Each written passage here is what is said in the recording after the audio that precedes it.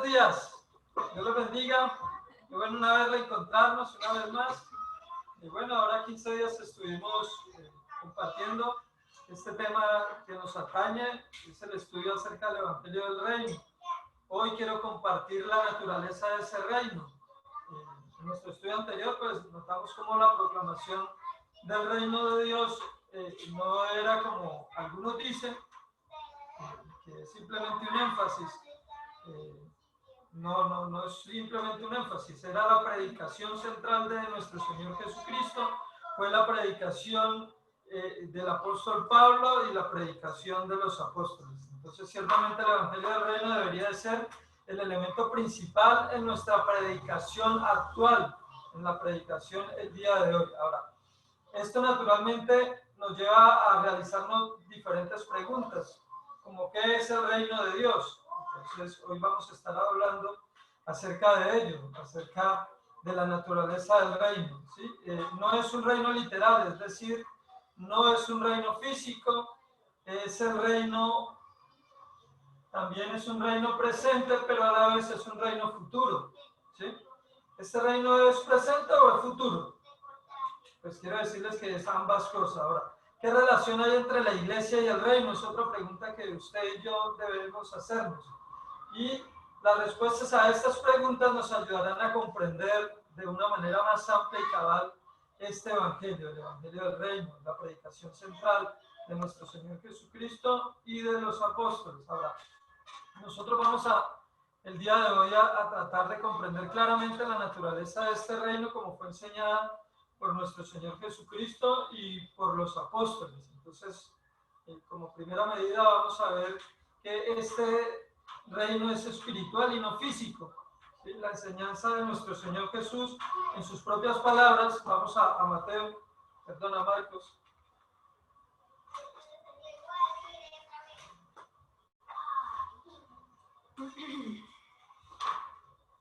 Marcos, versículo 12.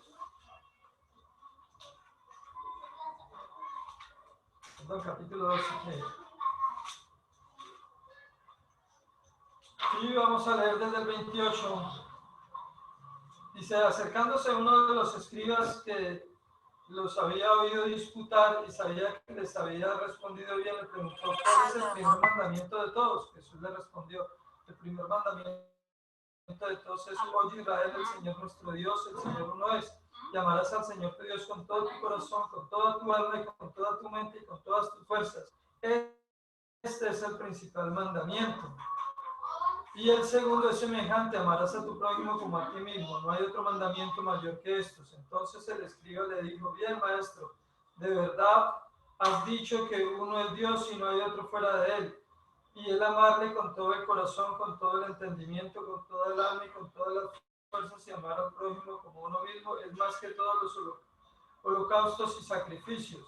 Jesús entonces, viendo que había respondido sabiamente, le dijo, no estás lejos del reino de Dios, y ya ninguno osaba preguntarle más. Entonces vemos aquí que trataban de incitar al Señor Jesús, pero él, como respondió de manera acertada, bueno, a este hombre, entonces él le contesta que ellos no están lejos de ese reino. Aquí podemos y continuamos viendo cómo la predicación central del Evangelio era y casi que todo en cuanto a la dirección de lo que el Señor Jesucristo quería enseñar estaba dirigido a esta verdad tan fundamental, que es entender que ese reino no estaba lejos de ellos, ¿no? Entonces, la comprensión de este escriba lo puso muy cerca al reino, implicando que el reino sería primero una entidad espiritual en lugar de algo físico, era algo que se acercaba. En su respuesta a los fariseos también lo podemos ver en Lucas 17.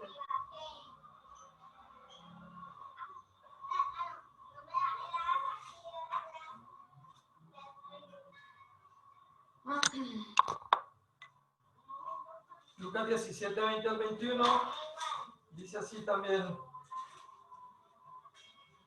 Preguntando a los fariseos cuándo había de venir el reino de Dios, le respondió y dijo, el reino de Dios no vendrá con advertencia, ni dirán helo aquí o helo allí, porque he aquí el reino de Dios está entre vosotros. Entonces, aquí vemos una afirmación del Señor Jesucristo. Al escriba, su consideración lo puso muy cerca al reino. Y en esta ocasión, el Señor Jesucristo les dice, el reino de Dios está dentro de vosotros. Entonces, esto nos lleva a inferir que el Señor Jesucristo no estaba hablando acerca de un reino literal. Estaba mencionando y estaba haciendo alusión a un reino que definitivamente es espiritual, ¿no? El reino no viene con observación. La gente no podría decir, hey, velo aquí o velo allá, ¿no? Porque la manera en que podrían hacerlo es evidenciar que viene un ejército o que viene tal vez un ministro o uno de sus representantes, pero no iba a ocurrir de esta manera, ¿no? Este versículo tiene dos interpretaciones. Algunos dicen que, bueno, el reino está en el corazón, ¿sí? O estará en el corazón, y ciertamente, pues en ese momento no estaba en el corazón de los fariseos, ¿no? No se encontraba allí en su corazón. Y el reino de Dios en la persona de Jesucristo. Entonces vemos que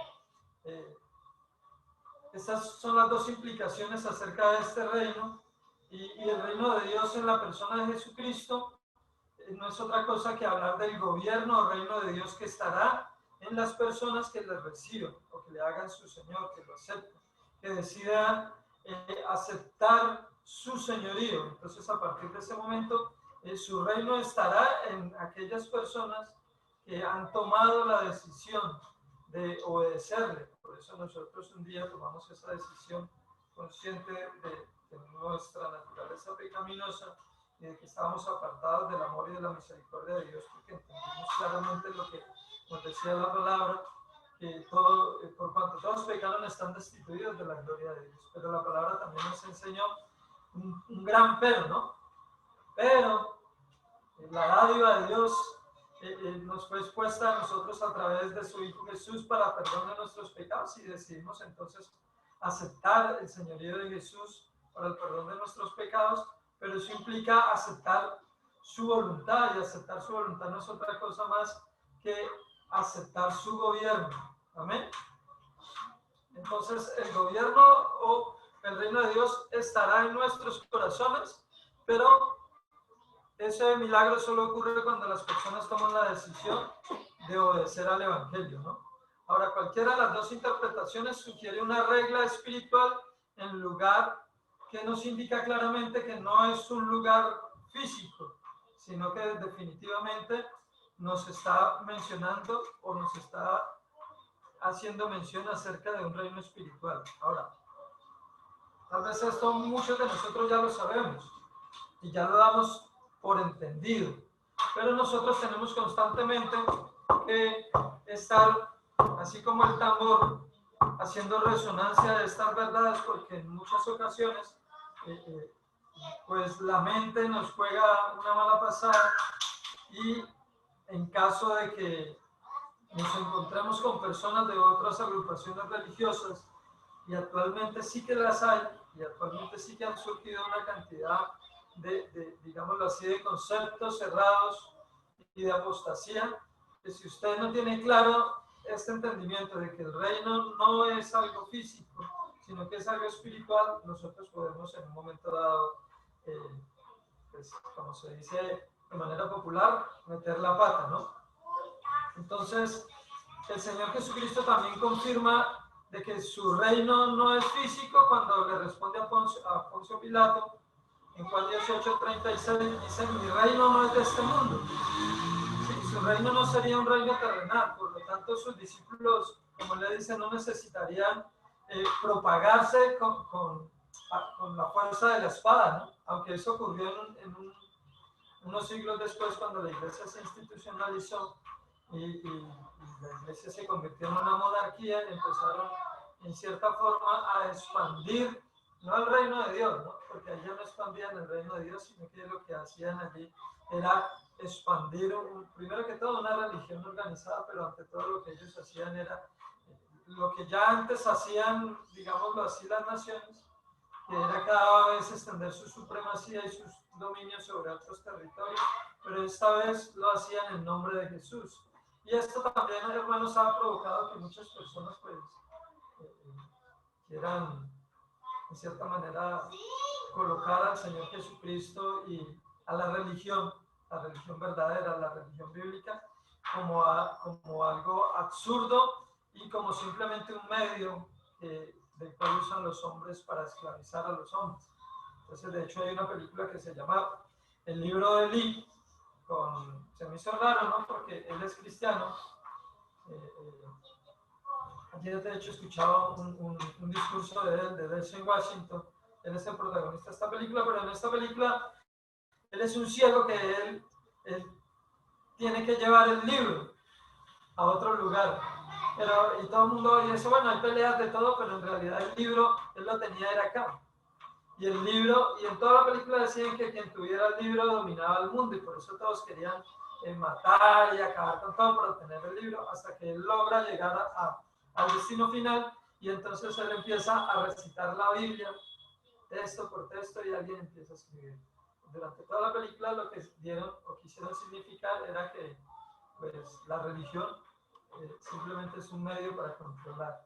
Y eso viene lamentablemente de este tiempo en el cual ese reino espiritual que el Señor Jesucristo pregonaba se convirtió o se llevó a cabo como si fuera un reino físico literal y trataron de establecerlo a la fuerza.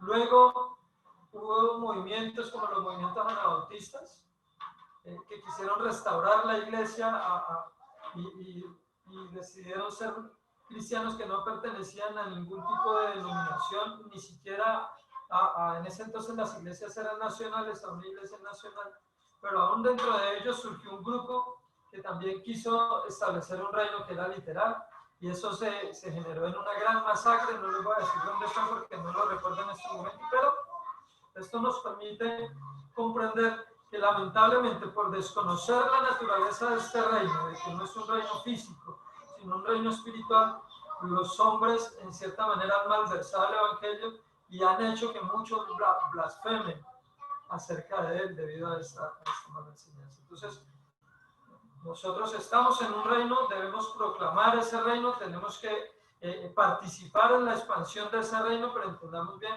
que ese reino se establece en cada corazón que decide obedecer el evangelio. Es un reino que como la levadura afecta desde adentro, ¿sí? Y produce un crecimiento sobrenatural y un cambio espectacular, pero es de manera espiritual. Por eso el Señor Jesucristo, y decimos que el reino de Dios es un reino en medio de todos los reinos de la tierra, porque no tiene un gobierno aquí en la tierra, ¿sí? El gobierno de Dios con Jesús gobierna desde los cielos. Amén, hermanos. Entonces el Señor Jesucristo sí vino a este mundo para establecer un reino. Claro, así es, hermanos. Y Él estableció, de hecho, ese reino. Ahora, la terminología en Mateo, cuando nosotros estudiamos, se refiere a Él como el reino de los cielos. Y es la forma en que Mateo abarca y hace mención acerca del reino, y Él ya no lo llama el reino de Dios, sino el reino de los cielos. Y una rápida comparación de los otros evangelios indica esas diferencias entre el término del reino de Dios y el reino de los cielos. ¿Por qué esto así? Bueno, hay varios textos para eso, pero yo creo que no los leeríamos todos, como Mateo 4:17, Mateo 5:3, el 13:31, Marcos 1:14-15, Lucas 6:20. ¿Por qué este intercambio entre el reino de Dios y el reino de los cielos? ¿Sí? En el caso de Mateo, la renuncia de los judíos a usar el nombre de Dios, ¿sí? Porque ellos no usaban el nombre de Dios, entonces, porque para ellos esto era casi pecado, por eso ellos se referían a Él como Señor y no usaban el nombre de Dios, ¿sí? Entonces, esta es una referencia para eso. Muchos anticiparon un reino que era físico. La expresión reino de los cielos, literalmente, algunos creían o reino de los cielos, que enfatizaría, creían que era un reino físico, pero no, es un reino espiritual, ¿sí? Ahora, este reino no es un reino literal con límites geográficos, como ya lo dije, con una sede terrenal ni nada de esto, no.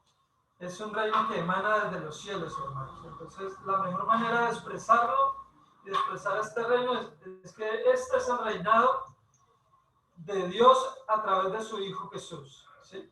El término reino, como lo usaron los judíos, perdón, enfatiza la idea abstracta de regla o de dominio. Eso es lo que ellos imaginaban. Ellos siempre esperaban era que Israel volviera a ese tiempo cuando David fue rey, o cuando Salomón fue rey, digámoslo así, que fue la edad de oro del pueblo de Israel. Entonces ellos esperaban un libertador, un salvador. Pero Jesucristo no era eso, ni era su intención establecer una naturaleza, un reino de esta naturaleza. No, hermanos, él venía a establecer el gobierno de Dios a través de él, o sea, de Jesús, en nuestras vidas, en los corazones, ¿sí? Entonces, cuando nosotros decimos, venga tu reino, hágase tu voluntad, en hebreo quiere decir dos diferentes caminos. Es decir, el reino reinado de Dios vendría en el aspecto de su voluntad. Cuando hacemos su voluntad, cuando nos acogemos a su palabra, nosotros estamos aceptando este reino, este gobierno, ¿sí? Eso lo vemos en Mateo 6:36. Pero también dice, busca primeramente el reino de Dios y su justicia. La justicia del reino es la conducta, cómo nosotros nos comportamos. Si realmente nosotros estamos alineados a la voluntad de Dios, entonces nuestra conducta debe manifestar la justicia de Dios, ¿sí? Nuestras acciones, nuestros actos y nuestros comportamientos, lo que manifiestan es que somos hombres y mujeres realmente sujetos a la justicia de Dios. ¿Ven? Entonces, hermanos, el reino en relación con nuestro Señor Jesucristo, en cierto sentido, siempre ha existido, ¿no? O sea, Dios gobierna desde el principio. ¿Sí? Dios es el creador, Él siempre ha gobernado, y usted va a encontrar que Dios gobernó en los asuntos del hombre en todas las épocas. Él creó al hombre, ¿no? Tanto así que estableció que si él pecaba, pues tomó una decisión. ¿Y cuál fue esa decisión? Expulsarlos del paraíso. Allí nosotros podemos ver el gobierno de Dios. Ahora, una de las consecuencias del pecado y de la caída es que el hombre se independizó y empezó a vivir vidas almáticas, vidas ya no en una conexión profunda con Dios, sino conforme a su voluntad, conforme a sus emociones, conforme a sus sentimientos, y de esa manera nosotros vivíamos antes de venir al Señor Jesucristo. Yo siempre lo digo de esta manera. Y yo cuando evangelizaba, yo le decía a las personas, hermanos, deje de ser ratero. ¿Cómo así ratero? Sí, ladrón. ¿Qué hace un ratero? Roba. Sí, pero yo no le estoy diciendo que usted es un ratero. Yo estoy diciendo es que usted vive una felicidad a ratos. Su felicidad es circunstancial. Pues cuando yo vivo mi vida, mis emociones, en mi alma, afuera de la voluntad de Dios, entonces yo tomo mis decisiones, yo hago mi voluntad. Y cuando usted ve hoy en día todas las películas, todas las series de televisión y digamos todo lo que hace Disney, todo apunta fuertemente a que nosotros nos creamos de que yo debo hacer lo que a mí me parece. Y a nuestros niños y a las nuevas generaciones se les está adoctrinando de tal manera que nadie tiene derecho a decirles nada. ¿Sí? Ellos deben hacer lo que les parezca, conforme a su voluntad, no a lo que les impongan incluso sus padres. ¿Sí? Mucho menos entonces Dios, ¿no? Entonces ahí vemos que una manera en que el diablo actúa es haciendo que las personas desconozcan el señorío de Dios en sus vidas, en todas las áreas. Y pues mucho más que desconozcan el gobierno real de nuestro Señor Jesucristo en este momento. Así que hermanos, Todo este gobierno de Dios se predijo en el Antiguo Testamento, lo predijo Daniel, lo proclamó Gabriel acerca de Jesús. Entonces, Dios quería establecer su gobierno, pero ahora lo iba a hacer a través de su Hijo y a través de aquellos que aceptaran a su Hijo y se sujetaran a su gobierno de manera voluntaria, a través de la persona de su Hijo Jesucristo, a través de su ministerio terrenal. Entonces, hermanos, la extensión total de esta regla comienza después de que el Señor Jesucristo ascendió a los cielos. Cuando el Señor Jesucristo asciende a los cielos, ahora su gobierno puede ser una realidad en los hombres o en las mujeres que deciden aceptarlo, que deciden obedecer a su evangelio y que deciden hacerlo Señor de sus vidas. Y eso cuando ocurre, cuando las personas por arrepentirse y bautizarse lavan sus pecados en la sangre de nuestro Señor Jesucristo, y al hacerlo reciben el don del Espíritu Santo, ¿sí? Y ese don del Espíritu Santo, que es la vida de Dios en nosotros, no es otra cosa más que el gobierno. Dios comienza a gobernarnos. Entonces, por eso algunos dicen, déjese guiar por el Espíritu Santo. ¿Qué es para usted ser guiado por el Espíritu Santo? Atender a la voz del Espíritu Santo, escuchar la voz del Espíritu Santo, sí, en su palabra, pero el Espíritu Santo es algo real que usted y yo también recibimos, ¿sí? Él nos habla a través, y hay a través de la palabra, pero Él también es una realidad dentro de nosotros.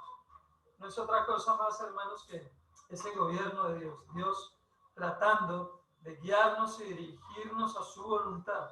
Entonces, cuando usted no obedece al Espíritu, usted está desobedeciendo el gobierno de Dios.